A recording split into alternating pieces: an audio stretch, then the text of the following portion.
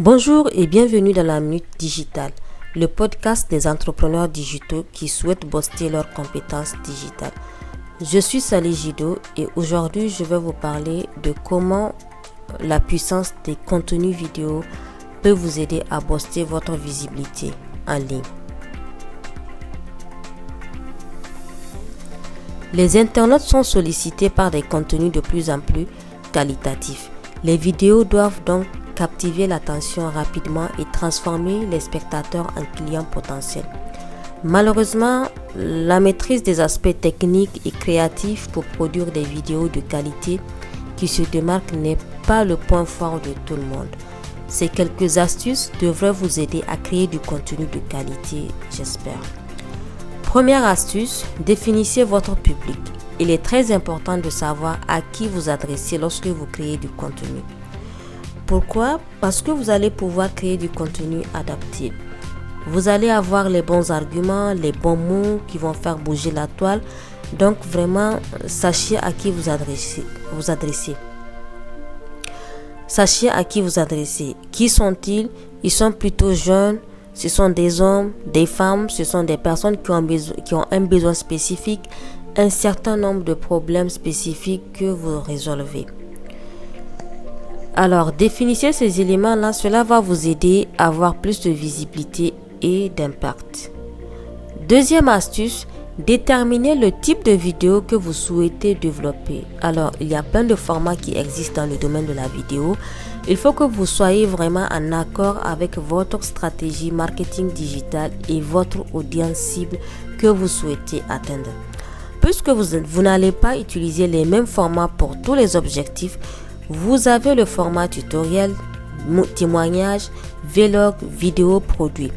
Il y a plein de formats qui existent aujourd'hui, donc il faut savoir choisir le bon format, le mieux adapté à la fois à votre audience cible et en même temps à vos objectifs marketing digitaux.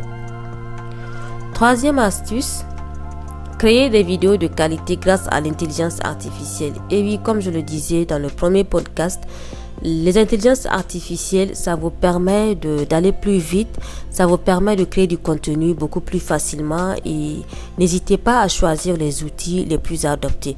D'ailleurs, je vous invite à parcourir ma page pour voir les IA dédiés à la création de contenu où je donne quelques exemples d'outils à utiliser et même dans les vidéos. Quatrième point, soyez régulier et constant.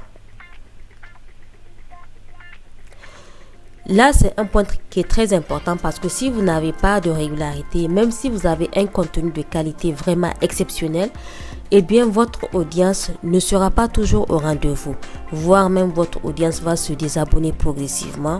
Pourquoi? Parce qu'au fur et à mesure, les gens vont vous oublier tout simplement.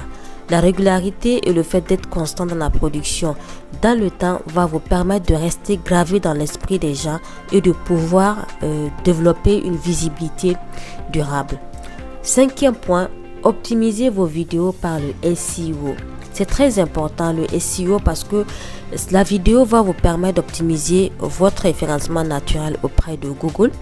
Si par exemple vous faites de la vidéo pour YouTube ou sur une autre plateforme sur laquelle vous trouvez et que vous diffusez votre contenu. Alors ça va se passer à travers plusieurs petits éléments comme par exemple le titre, la description, les tags, les mots-clés associés à votre vidéo. Parfois vous avez un système de vignettes, n'hésitez pas à checker ce qui est en vigueur sur la plateforme que vous utilisez.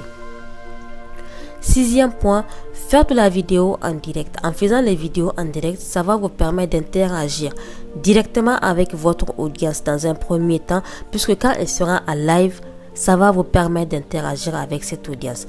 L'algorithme de la plateforme sur laquelle vous diffusez va enregistrer un certain taux d'engagement qui va être bénéfique par la suite pour que votre vidéo soit potentiellement virale.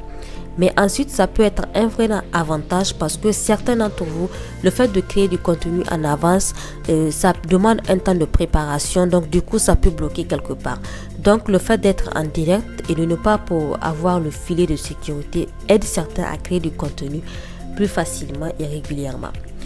Donc, si ça fait partie de vos problématiques, n'hésitez pas à utiliser ce système. Cette petite astuce, elle pourra faire des miracles pour vous. Septième point, soyez authentique et créatif.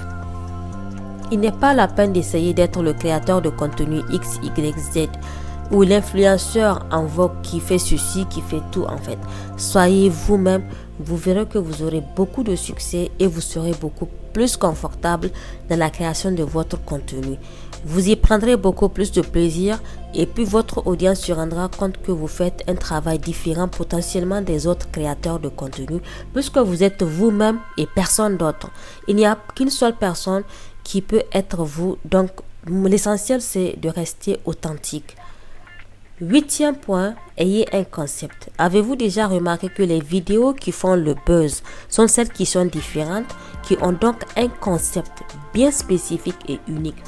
Je prends l'exemple de notre web comédien Akilo Amadou qui, par exemple, dans ses vidéos ont un concept bien spécifique.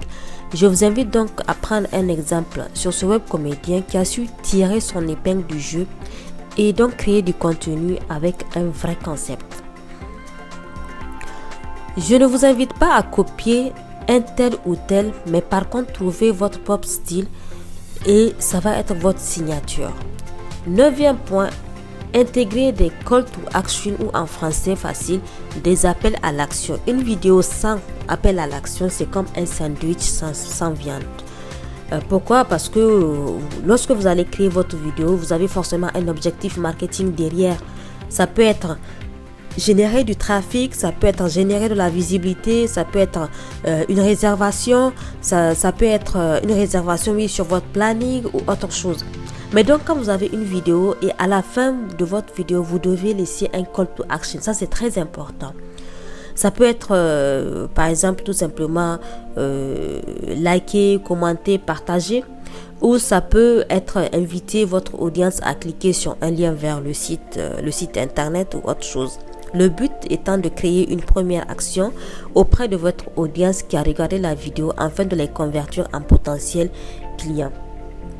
10e point, encourager l'engagement. Ça rejoint un peu ce que je vous ai dit précédemment, c'est-à-dire intégrer des appels à l'action. Cette fois-ci, je vous encourage dans la création de contenu lui-même à donner envie, à liker, à commenter et partager, avoir une interaction avec votre contenu. Donc à travers une question que vous allez poser à votre audience, donc les réponses et les commentaires que vous allez recevoir, ça va permettre à votre vidéo d'être beaucoup plus tenue en compte. Donc ça peut être une action, une recherche, un petit travail, un exercice qui peut réveiller une réflexion, donc donner envie d'en savoir plus sur vos prestations, vos services ou vos produits. Voilà, j'espère que cet épisode vous a plu. Comme d'habitude, je vous invite à le partager avec d'autres entrepreneurs qui pourraient en avoir également besoin. Et bien entendu, abonnez-vous pour être notifié des prochains épisodes. Et pour ceux qui voudront en savoir plus sur le marketing digital, je vous donne en description un lien d'inscription pour une formation personnalisée en marketing digital. À très bientôt pour de nouvelles astuces.